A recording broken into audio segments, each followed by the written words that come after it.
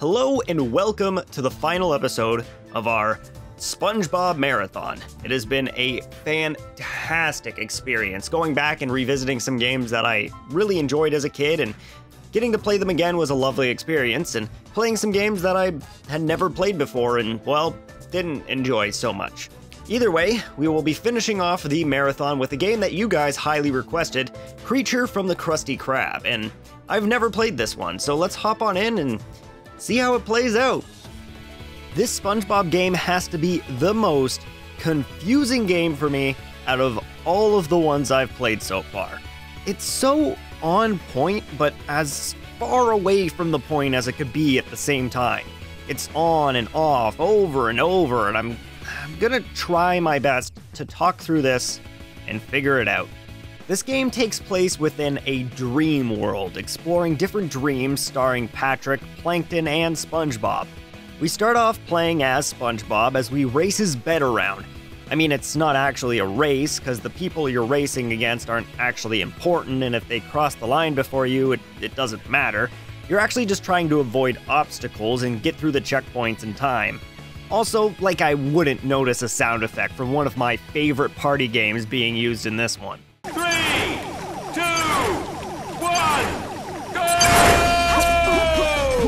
3, 2, 1, go!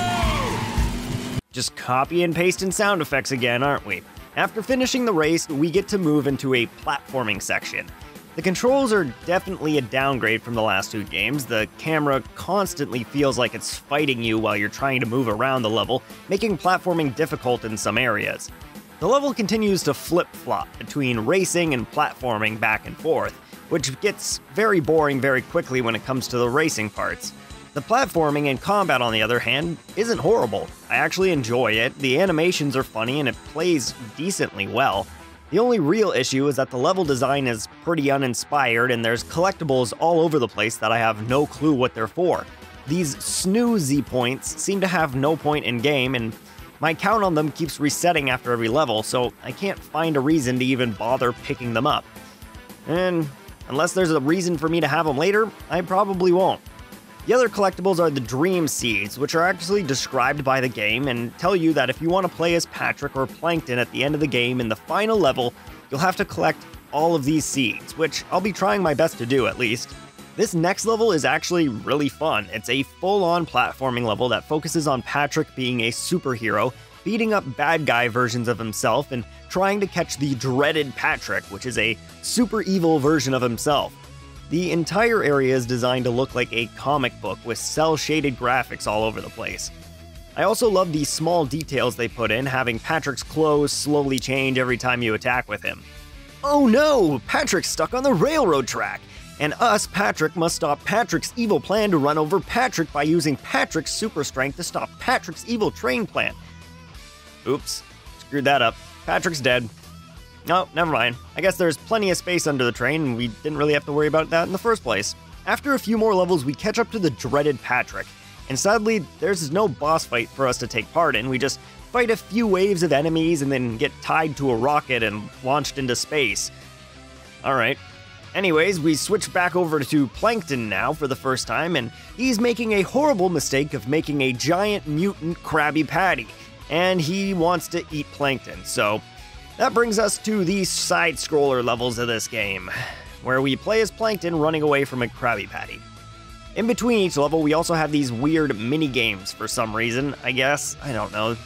This is kind of what I mean by this game is good, but also bad at the same time. We have these great platforming levels, but sprinkled in are these long, boring sections that just aren't fun. Maybe 1 or 2 levels of Plankton being chased would be great, but having 5 levels in a row, plus all these mini-game things, just makes stuff really boring. After the Plankton levels, we move over to SpongeBob, who is flying into an Alaskan bullworm! What a horrible predicament.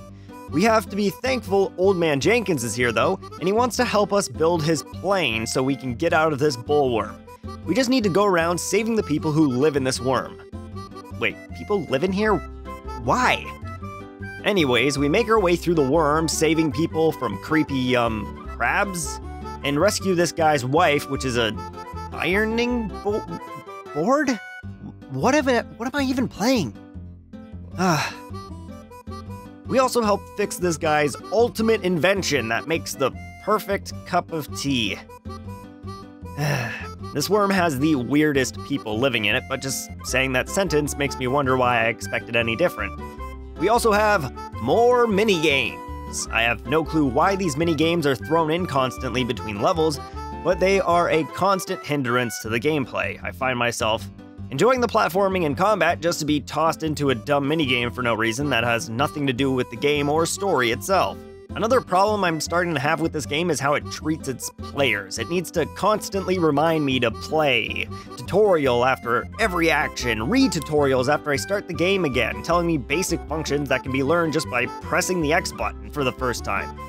It also consistently has short cinematics after everything you do, like you flick a switch, here's a cinematic showing you that switch opened that door. You beat all the bad guys in an area, here's another cinematic showing you where to go next.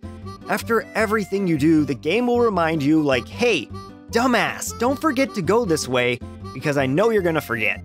Yet again, another thing taking away from the enjoyable gameplay and cool levels in this game.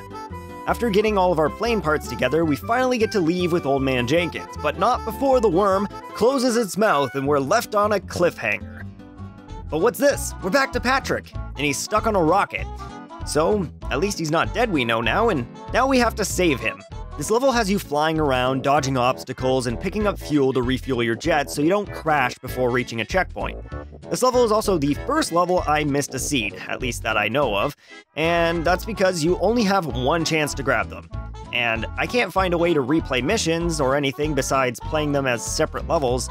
I don't know if playing them separately like this would affect your progress in the main story, so I'm not really gonna bother with it. So I guess I've missed out as playing as Plankton and Patrick in the final level. Also, while exploring the menu a bit, I found out what the collectibles are for in this game. There is a shop in the extras menu to buy art and costumes and harder difficulties for the minigames, so I guess that's all there is for collectibles. Kind of disappointing, I guess. Makes picking up anything kind of pointless other than the seeds at this point. Whatever. And guess what? More minigames! Just skip past all of this. You fly around, it's alright, I guess. Reminds me of a worse version of the Cortex final fight from Crash 2. Let's get to the good stuff. Giant Plankton. Yeah, let's break some buildings. This level is actually really cool. Nothing more fun than getting to walk around as a giant monster shooting lasers from your eyes and destroying buildings. Sadly, the controls take away from it a bit. They're kind of slogging and aren't as fluid as you would want them to be for something like this, but it's still a fun experience, and we have another mini-game in this area. But at least this one fits with what's happening in the game itself and is kind of fun to play, so I'll give this one a break, I guess. After rampaging around a bit, we have a level just like the Patrick one where we fly around trying to grab fuel and beat up Plankton as SpongeBob. The camera angles make these levels a bit of a struggle to dodge everything that comes your way, even while the game is screaming at you which way to go so you don't get hit. It's not a great level, pretty boring actually, but whatever. After chasing down Plankton for a while, he catches SpongeBob and it's time for Starfish Man to come to the rescue. This level is pretty much just a gauntlet of beat-em-up segments where you fight Plankton as well. It's pretty fun and probably the only thing you could call a boss fight in this game. After beating up Plankton a bunch, Patrick, SpongeBob, and Plankton learn that they've been in a dream this whole time, and now they must win a race to get out of the dream, I guess? I don't know, this was kinda weird. And now this is where we would get to play as Plankton or Patrick if we collected all the seeds. Sadly, I wasn't even close, I guess, so we'll have to play as SpongeBob. It's really just another boring race like the first level, and after beating it, we learn that this whole thing was a dream made by Gary. Really, Gary? There's also a couple different endings. If you play as Patrick or Plankton, they have their own endings, which I had to look up, because there was no way I was replaying that again to get the seeds. They're interesting, but they're really not worth it after watching them, and I'm glad I didn't go out of my way to get them.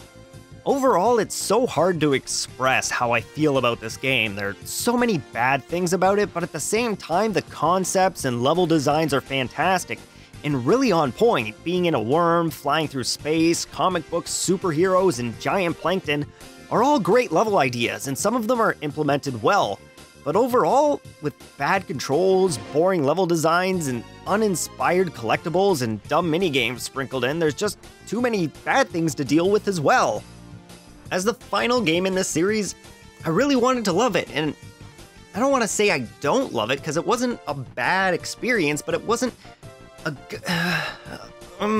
it's so confusing. This game is just wrapped my brain into a million different pieces, and I don't know how to explain my feelings for it. It's just a constant stream of good and then bad and then good and then bad, and there's just so many great ideas, and it's just lost. But at the same time, I enjoyed it. Why? I'm gonna leave it up to you guys. Post in the comments below your thoughts on this game. Maybe you can help fix my brain a bit after playing this.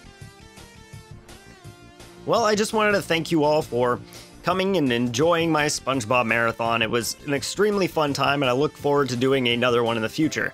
But I'll probably be working on a fan-made games video next.